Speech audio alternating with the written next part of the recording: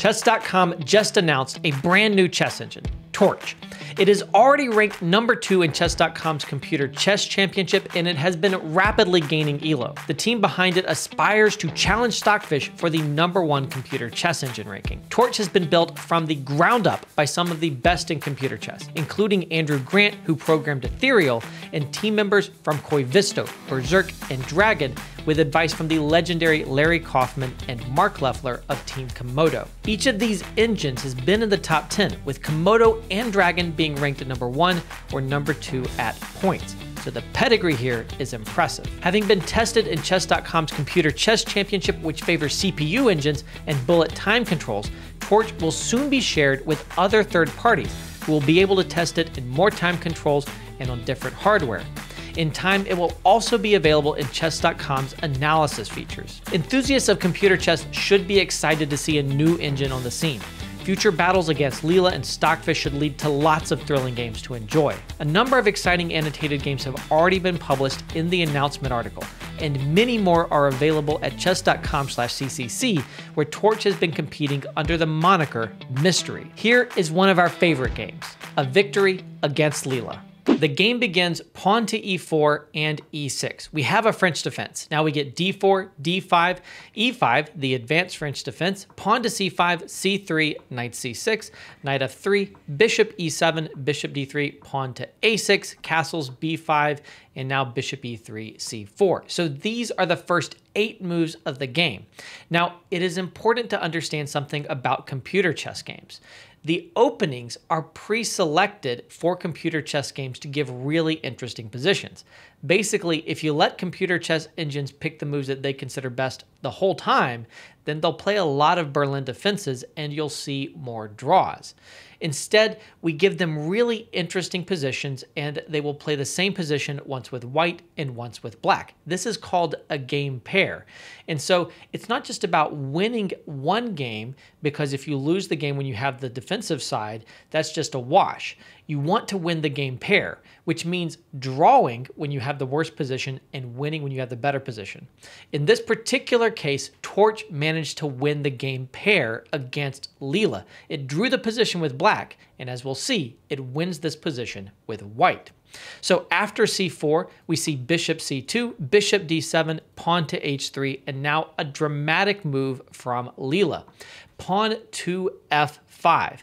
This is pretty much going to force the capture en passant. In any case, en passant is forced. It's a moral imperative. And that's going to lead to a positional advantage in the long term for Torch. Now, something to understand about this position is if you don't play pawn to f5, then you kind of have a race with black advancing on the queen side and white trying to advance on the king side. In fact, this is what happened when the colors were reversed. And in that game, Torch managed to hold the draw by advancing on the queen side and just trying not to do anything initially on the king side, and then slowly it did play moves like pawn to f6 and created a really, really sharp position. Instead, after Leela plays pawn to f5, we get that en passant capture and knight takes f6. So this is now a backwards pawn, and black is basically definitively worse in this position. But computers are really, really good at defending, so it's not like having one backwards pawn and some ability to pressure it is going to be enough to win the game for Torch. So now we get knight to e5, hopping into this beautiful square for the knight. We see castles, knight d2, bishop to e8, knight over to f3, queen c7, and knight g4. Quite a unique move, offering an exchange of knights here, and of course, retaining all of the positional advantages in the position. Knight to e4 in response, and queen b1, putting pressure on the knight. There's a lot of transformation that is possible in this position, but basically all of the possible transformations will leave white with some kind of positional advantage. Rook c8, and now pawn to a3, very patient from Torch. King h8, bishop takes e4, pawn takes e4, and the attacked knight hops into g5, where it is exchanged after bishop takes g5 and bishop takes g5. This is a great moment to pause and assess the position. Now, basically, black has a much worse structure. This structure here has doubled pawns in a situation where those pawns are always going to be weak. At the same time, it's very hard for white to make progress in the position. The problem for black is that white can take a lot of time to make progress, and black can never solve the worst pawn structure problems in the position, and torch proves to be really good at maneuvering and pressing the advantage. We now see bishop to g6, queen over to d1, and pawn to h5, tickling the knight that falls back to e3. I don't know if h5 was necessary in this position, maybe it was, but ultimately this weakness is going to be a critical one long term.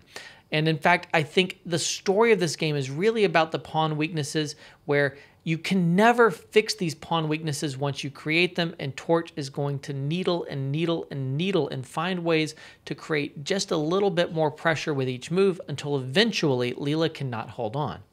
Now we get knight to a5. That knight is headed into b3 potentially. Queen c2, king h7, rook a d1. The idea is pawn to d5, which is going to give white chances to dominate along the d file. It's lovely that this bishop controls d8, so black is not able to put a rook right there.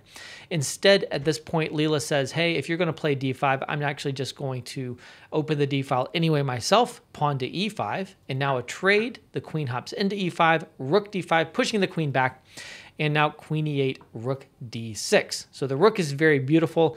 It is attacking this pawn over here, and the idea, of course, is to bring the other rook over.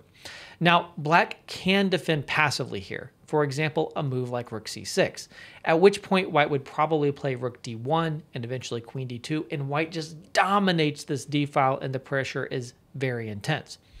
Instead, we get an interesting idea from Leela in this position. Instead of defending this pawn on a6, Leela says, hey, I'm instead going to try to find my own activity. I'm playing knight b7, you go capture that pawn, and I'm going to sink my knight into d3. At least I will have one good piece in the position. From this sad knight on a5, I'll create a monster on d3 that you'll constantly have to work around. And additionally, I don't think you can really ever move your extra pawn on the queen side. These are really very firmly blockaded, so what are you going to do? Well, the answer is maneuvering. It is going to be hard to work around the powerful knight on d3, but torch is willing to take a long time to do exactly that. And ultimately, it turns out that Leela doesn't seem to be able to hold everything together. So rook b6 in this position, that knight does drop into d3. We see some maneuvering with bishop h4, rook f7, queen d2, rook b8, rook d6, keeping more pieces on the board, rook d7, allowing the trade, but on white's terms, and knight c2. The knight on e3 didn't do a whole lot, but it's now able to go to d4, so this is a nice remaneuver, and now there's pressure on this pawn on b5. Additionally, this knight has maybe even a better destination. So rook c8, king h2, rook c5 in this position, queen e2, queen d5, queen d2. We get a little maneuvering that doesn't seem to change things too much. Bishop g3 is very nice, though, because pawn to h4. And this creates a position where this g5 square is really weak. A little more maneuvering is going to reveal that in very direct fashion. Rook over to d5, queen to e2, and now rook to d1, and finally the move that white has been preparing for, pawn to f3.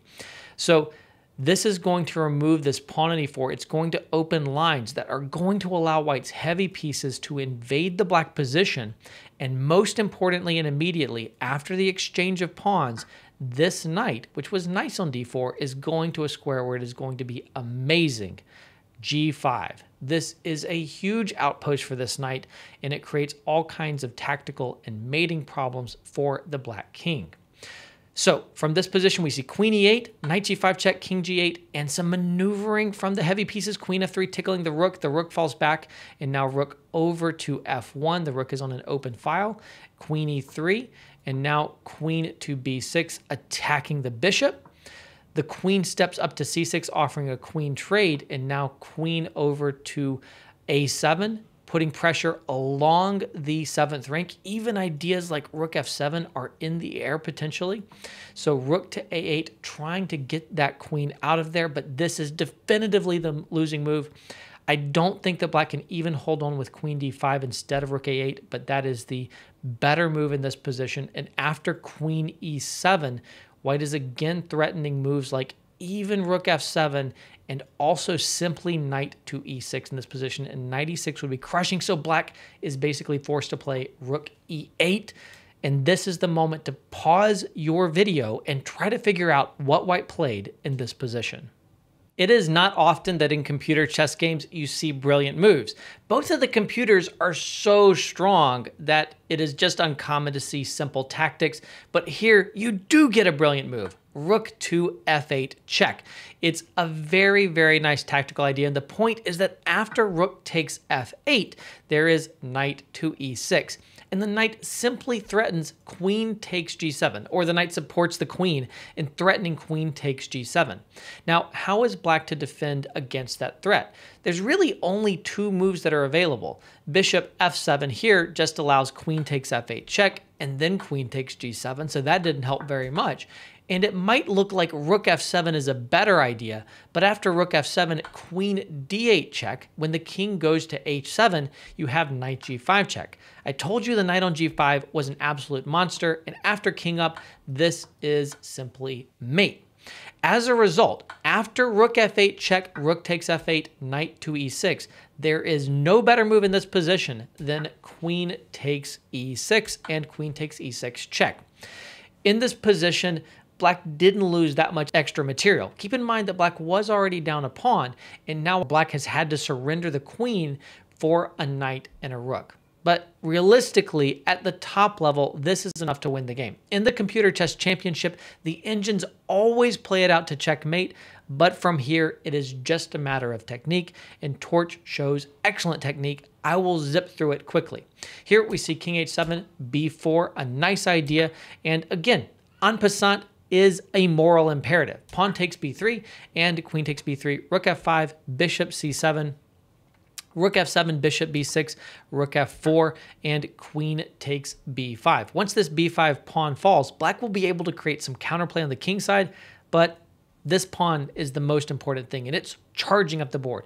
Rook takes h4, king g1, rook to g4. Black is going after g2, knight to f4, and white doesn't really care about the g2 pawn. You can have that. I'm eventually going to queen this pawn.